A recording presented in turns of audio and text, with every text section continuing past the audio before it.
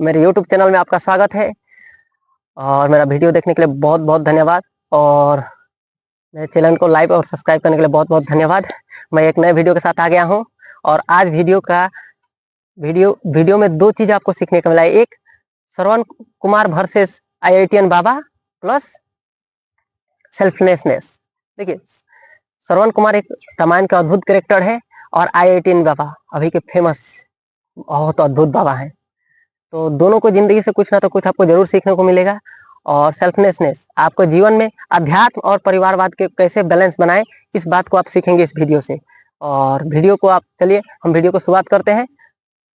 देखिए, अगर जिंदगी आपको दो मौका देती है, IITian बाबा बनने का और श्रवण कुमार बनने का, तो आप कौन सा सिलेक्ट करते हैं? ठीक है, इसका मतलब ये हुआ कि अगर IITian बाबा मतलब अध्यात्म, एक्सट्रीम अध्यात्म की ओर, और श्रवण कुमार मतलब एक्सट्रीम परिवारवाद की तरफ। ठीक है, ये दोनों एक सवाल है और आप कौन सा सिलेक्ट करते हैं, आपका ये कंफ्यूजन है। ठीक है, और दूसरा में एक कॉन्सेप्ट इसमें है कि सेल्फनेसनेस एक कॉन्सेप्ट है कि हम दो चीजों के बीच कैसे बैलेंस बनाएं, जैसे कि परिवारवाद और अध्यात्म के बीच कैसे हम बैलेंस बनाएं। ये आज का एजेंडा है। ठीक है, तो चलिए हम दोनों टॉपिक को पहले एनालाइज करते हैं। जैसे दोनों कहानियों को हम एनालाइज करते हैं, मैं आपको समझाने का प्रयास करूंगा कि अध्यात्म IITian बाबा कैसे अध्यात्म की ओर चले गए और श्रवण कुमार कैसे एक्सट्रीम अपने माता पिता की ओर चले गए। ठीक है, तो चलिए पहले हम शुरुआत करते हैं कहानी IITian बाबा की। तो IITian बाबा देखिए बहुत अद्भुत है, बहुत ही डैशिंग है। मैं उनका दिल से फ्रेंड हूँ, कसम से। उनका स्माइल मुझे बहुत पसंद है। भगवान उनका जैसा स्माइल बिल्कुल दे, चाहे साला सिचुएशन कोई भी हो। बहुत अद्भुत गजब का हंसते हैं, एकदम दिल एकदम छू लेता है और दिल छू जाता है एकदम, मतलब दिल एकदम गदगदा जाता है। और जब भी वो बोलते हैं ना, तो आप देखिए उनका आंसर में कितना क्लियरिटी है, उत्तर कितना सही देते हैं। मीडिया वाले मुझे कभी कभी लगता है कि सही प्रश्न ही नहीं पूछ पा रहे हैं। मैं जब भी उनको देखता हूँ तो वो बहुत एक्सट्रीम अध्यात्म की ओर चले गए हैं। और थोड़ा मैं आपको IIT के बारे में बता दूं, वो जहाँ से पढ़े हुए हैं। देखिए, IIT हमारे देश का सबसे टॉप मोस्ट इंस्टीट्यूट है टेक्नोलॉजी का। मतलब आप अभी कहें साइंस और टेक्नोलॉजी का हब है। वहीं से साइंस और टेक्नोलॉजी का इजाद होता है, जन्म वहीं से होता है। जैसे वहां से पढ़े लिखे 3-4 नामी लोगों का मैं नाम बता दूं। सुंदर पिचाई जो गूगल के CEO है, वो IIT से पढ़े हैं। जो पराग अग्रवाल जो ट्विटर के CEO थे, कुछ दिन पहले इलोन मस्क ने ट्विटर खरीदा तो पराग अग्रवाल को ट्विटर से निकाल दिया, बाहर कर दिया कंपनी से। तो पृथ्वी के जो भी अभी बड़े बड़े कंपनी है ना टेक्नोलॉजी के, उसके जितने भी CEO हैं, कम से कम 80 से 90% लोग तो IIT से ही पढ़े हैं, मुझे जितना समझ में आता है। और वो भी बहुत बड़े बड़े पोस्ट पे, छोटे छोटे पोस्ट पे नहीं। और आपको IIT में एडमिशन मिल जाए, ये बहुत बड़ी बात है, बहुत बड़ी अपने आप में उपलब्धि है। IIT बहुत ही नामी इंस्टीट्यूट है। वहाँ वहाँ गए, वहाँ से एरोस्पेस से इंजीनियरिंग किए बाबा। उसके बाद से IITian बाबा, और इंजीनियरिंग करने के बाद वो पता नहीं अचानक क्या मूड बदला, वो छोड़ उड़ के अध्यात्म की ओर चले गए। तो अध्यात्म का उनका जीवन भी काफी, मुझे लगता है कि सफल ही होगा, भगवान उनके साथ है। जैसे अभी महाकुंभ के मेले में गए थे, तो इतना बेहतरीन वो आकर्षण का केंद्र बिंदु रहे। ऐसे लग रहा था जैसे कि पूरा मीडिया उन्हीं के पीछे भाग रही है। बाद में न्यूज आ रहा था कि मीडिया वाले नहीं, कुंभ मेले से वो गायब हो गए, मीडिया वाले खबर दे रहे थे। कि बड़ा मुझे ये लग रहा था कि ऐसे कैसे हो सकता है। देखिए, क्या उनका पर्सनैलिटी है, क्या क्या उनका इंटेलेक्चुअल लेवल है। इंटेलेक्चुअल लेवल मतलब उनका बुद्धि लेवल बहुत जबरदस्त है, बहुत उनका बुद्धि का स्तर बहुत ही धार है। मतलब एकदम चाकू के ब्लेड की जैसे धार है। अगर आप किसी चीज को काटते हैं तो कट जाता है ना, उसे उनका नॉलेज बहुत ही धार है। तो चलिए मैं टॉपिक पे आता हूँ। ठीक है, तो IITian बाबा अध्यात्म की ओर चले गए हैं। और अध्यात्म एक ऐसी दुनिया है जहाँ परिवारवाद और अध्यात्म दोनों एक साथ नहीं रह सकते। जैसे आपको अध्यात्म की ओर चले जाएंगे तो आपको परिवार से पूरा विदा लेना पड़ता है। जैसे कि योगी आदित्यनाथ जी है, उत्तर प्रदेश के चीफ मिनिस्टर। आप परिवार से उनका कोई लेना देना नहीं है। वैसे ही IITian बाबा है, उनका माता पिता से कोई लेना देना नहीं है। और ना ही परिवार में कभी आएंगे ना जाएंगे, उसे कोई मतलब ही नहीं है। तो वो अध्यात्म एक अलग दुनिया है और परिवार एक अलग दुनिया है। ठीक है, तो दोनों दुनिया सही है। देखिए वो आपकी आज़ादी की बात है, आप अध्यात्म चुने या परिवारवाद चुने, आपका टॉपिक है, ठीक है। तो मैं थोड़ा परिवारवाद के बारे में बता दूं। देखिए परिवारवाद में जैसे जो लोग अभी नॉर्मल है, जैसे कॉमन मैन आप हो गए, मैं हो गया, हम लोग सब लोग परिवारवाद है। जैसे कि हमको फैमिली में रहना अच्छा लगता है, माँ बाप के साथ रहना अच्छा लगता है, माँ बाप के लिए हम लोग काम करते हैं, माँ बाप हमारे लिए काम करते हैं, ये यही सिस्टम है। हम एकदम मतलब छोटी छोटी चीजों को लेके व्यस्त हैं, हमें उतना बड़े चीजों की ओर ध्यान मतलब हमने कभी केंद्रित किया ही नहीं है। जैसे कि आपके पिताजी जाते हैं, मेरे पिताजी जाते हैं मार्केट, जाएंगे काम वाम करते हैं, जो पैसा मिलता है उससे चावल वावल खरीद के लाते हैं, मम्मी खाना वाना बनाती है, हम लोग सब मिलजुल के शाम को खा लेते हैं, मस्त रहते हैं। बस यही हमारा फैमिली गोल है, इतने में हम लोग मस्त हैं, ठीक है। तो ऐसा होता है कि जैसे कि ऐसे मतलब परिवारवाद में ये होता है कि मतलब ये अध्यात्म अध्यात्म वाला कॉन्सेप्ट है नहीं, बस अपने को अपना फैमिली से मतलब है, किसी और से मतलब नहीं है, बस यही कॉन्सेप्ट है, ठीक है। तो मैं थोड़ा और एक इसमें देखिए अध्यात्म के बारे में मैंने बताया, IITN बाबा के बारे में, जैसे परिवार से कैसे अलग है क्या है। अब मैं थोड़ा श्रवण कुमार का बैकग्राउंड मैं आपको देना चाहता हूँ। चलिए मैं श्रवण कुमार का बैकग्राउंड देता हूँ। देखिए श्रवण कुमार महा रामायण के स्टोरी से लिए गए एक बहुत ही अद्भुत कैरेक्टर है, बहुत ही मतलब मॉडर्न मॉडर्न कैरेक्टर आप कह सकते हैं। जैसे मॉडर्न मतलब अभी का कैरेक्टर। जैसे कि शरण कुमार क्या हुआ कि उनके माता पिता अंधे थे, तो वो अपने माता पिता को बहुत ही सेवा करते थे, जैसे कॉमन सेवा। जैसे कि आप समझ लीजिए कि माता पिता को खाना पैसा कमा के लाना, खाना वाना बना के खिलाना, बाथरूम ले जाना, स्नान करवा देना, औषधि लगा देना, मतलब दवाई लगा देना, ये सब कॉमन काम क्या करते थे, ठीक है। बहुत मतलब छोटी छोटी काम है और वो उसमें खुश रहते थे बहुत, मतलब वो बहुत ही अद्भुत कैरेक्टर थे। तो उनके माता पिता के मन में एक इच्छा जागृत हुई कि हमारा बेटा हमें तीर्थ तीर्थ तीर्थ यात्रा कराए। तो उन्होंने अपने ख्वाहिश अपने बेटे को बताए। तो श्रवण कुमार ने क्या किया, बहंगी बनाए और अपने माता पिता को कंधा पर लेके चले गए तीर्थ यात्रा के लिए। तो रास्ते में जा रहे थे तो अचानक उनके माता पिता को प्यास लगा। तो माता पिता ने अपने पुत्र से ख्वाहिश की कि पुत्र हमें प्यास लगा है, पानी पिलाओ। तो श्रवण कुमार, कड़ी धूप थी तो ले गए अपने बहंगी को पेड़ के नीचे छावनी में लगाए और माता पिता को कहा कि मैं जा रहा हूँ, पानी लेके आऊंगा, तब तक आप लोग आराम से यहाँ बैठे रहिए, कुछ नहीं होगा। श्रवण कुमार गए और सरयू नदी के किनारे पानी भरने लगे। पानी जब भर रहे थे, तो आप जानते हैं जब भी हम पानी भरते हैं तो घड़ा घड़ा हो या बाल्टी पानी भरते हैं, तो घड़ा से में जब पानी भरते हैं ना, तो उसमें आवाज आती है, क्योंकि जब पानी अंदर जाता है तो उसका एयर बाहर निकलता है, इस वजह से आवाज आता है, ठीक। तो ये आवाज, जो शब्द सुनाई दे रहे थे ना, ये शब्द राजा दशरथ के कान में पड़े। और राजा दशरथ उस समय शिकार कर रहे थे, और राजा दशरथ के पास एक स्किल था कि मतलब शब्द सुन के वो निशाना लगा सकते थे। जैसे कि यहाँ शब्द सुना, तीर धनुष उठाया और निशाना लगा दिया, ये वाला उनका स्किल था। तो उन्होंने निशाना लगाया और जाके श्रवण कुमार को लग गया। श्रवण कुमार जी गिरे हुए थे नदी किनारे और चिल्ला रहे थे। तो अब दशरथ कुमार को लगा कि मैं चलता हूँ, देखो मेरा शिकार कैसा है। जाके पहुंचे तो देखे, अरे ये तो इंसान है। वो चौंक गए। उसके बाद से उन्होंने पूछने लगे कि आप कौन है, कहाँ से आए हैं, आप अपना परिचय दीजिए। तो उन्होंने कहा कि मैं अपने माता पिता का सेवा कर रहा था और माता पिता के लिए प्यास लगी थी तो मैं पानी लेने आया था।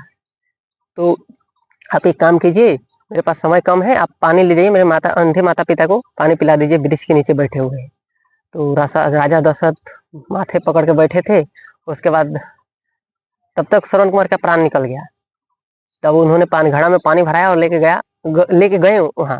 जाके पहुंचे तो उनके माता पिता पहचान गए कि मेरा पुत्र नहीं है। उन्होंने पूछने लगे कि मेरे पुत्र कहाँ गया, क्या हुआ पुत्र को, बताइए। तो उन्होंने कहा कि मैं राजा दशरथ हूँ, मैं शिकार कर रहा था, तो मैं हिरन समझ के मैं निशाना लगाया, लेकिन वो आपका पुत्र को तीर लग गया और आपका पुत्र का डेथ हो गया। उसके बाद क्या होता है कि उनके माता पिता पानी नहीं पीते हैं और उनको श्राप देते हैं कि हम लोग जैसे अपने पुत्र के वियोग में तड़प तड़प के मरेंगे, वैसे ही आप अपने पुत्र के वियोग में तड़प तड़प के मरेंगे, ठीक है। तो ये राजा दशरथ कोई और नहीं, भगवान राम के पिता थे। जो भगवान राम जब वनवास चले गए तो उनके पिता भी तड़प तड़प के ऐसे ऐसे ही मरे थे। ये कहानी 5000 साल पहले हमारे पूर्वजों की है, हमारे प्रभु श्री राम की एपिसोड से लिया हुआ कहानी है। तो देखिए श्रवण कुमार कितना अद्भुत कैरेक्टर। एक पुत्र को अपने माता पिता के लिए कैसा होना चाहिए, 5000 पहले हमको एग्जाम्पल दे के गए हैं।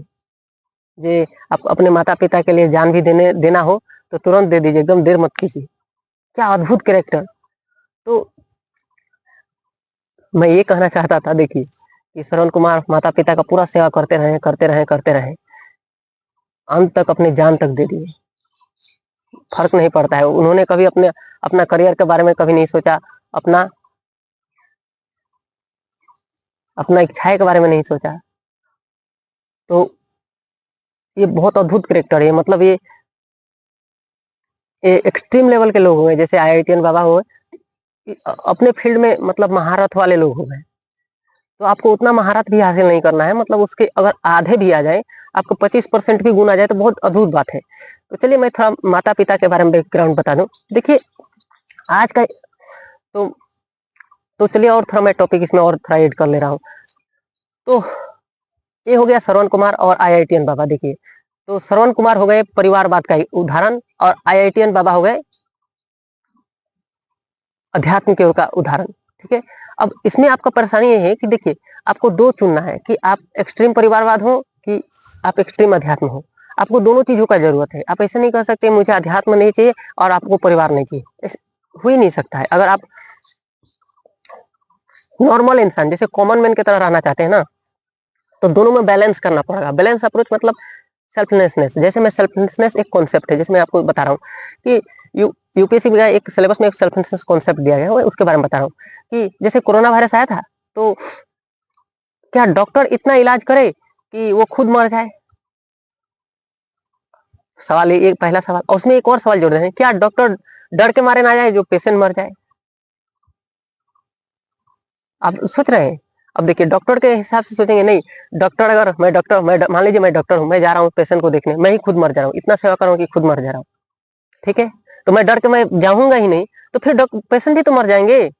तो इसको हमको इस प्रॉब्लम को कैसे सोल्व करना है? इस प्रॉब्लम को ऐसे सोल्व करना है कि देखिए मैं अपना प्रिकॉशन लूंगा, मैं उतने देर तक ड्यूटी करूंगा जितने मेरे जान को खतरा ना हो, फिर उसके बदले मेरे दूसरे डॉक्टर को लगाया जाए वहां।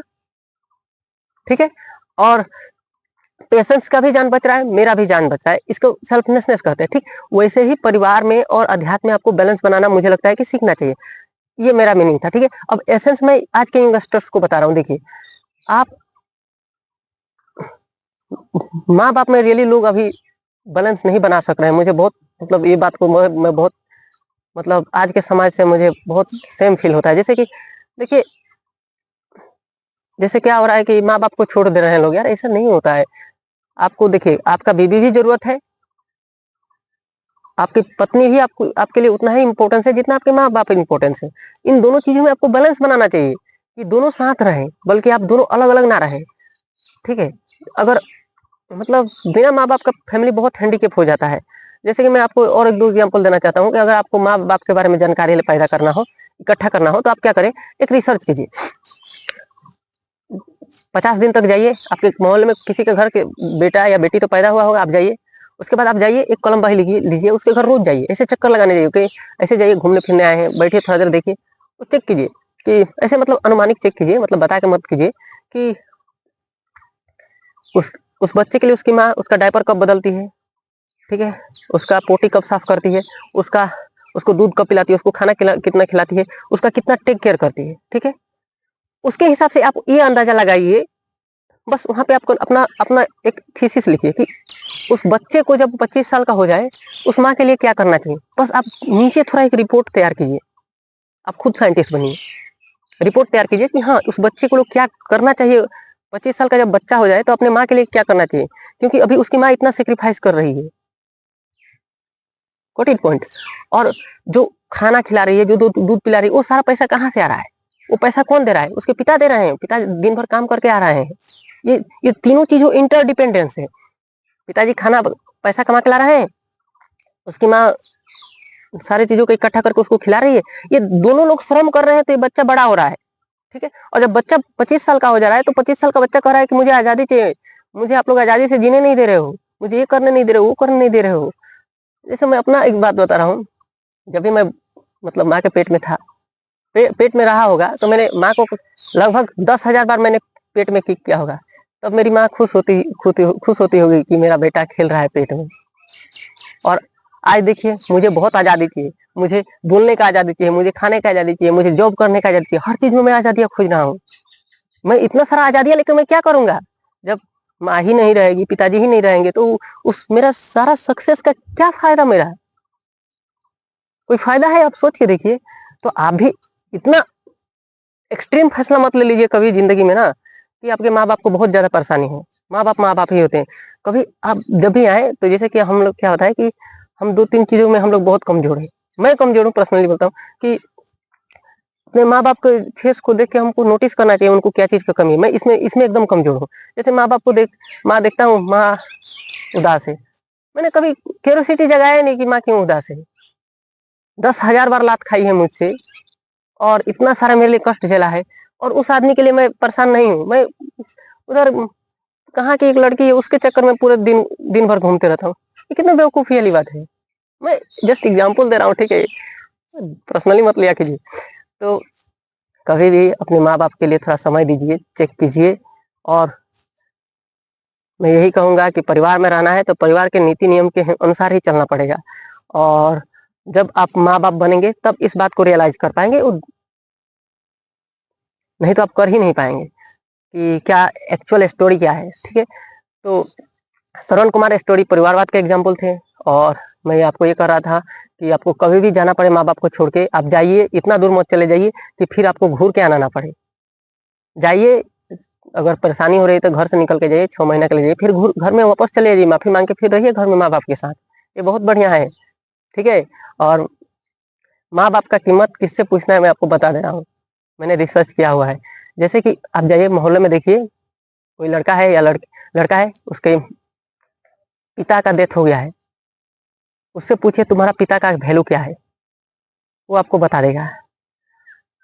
और किसी लड़की से माँ का कीमत पूछना हो, तो लड़की से पूछिए, जब उसकी माँ मर गई हो, उससे आप पूछिए कि अब तुम्हारी माँ की वैल्यू क्या है?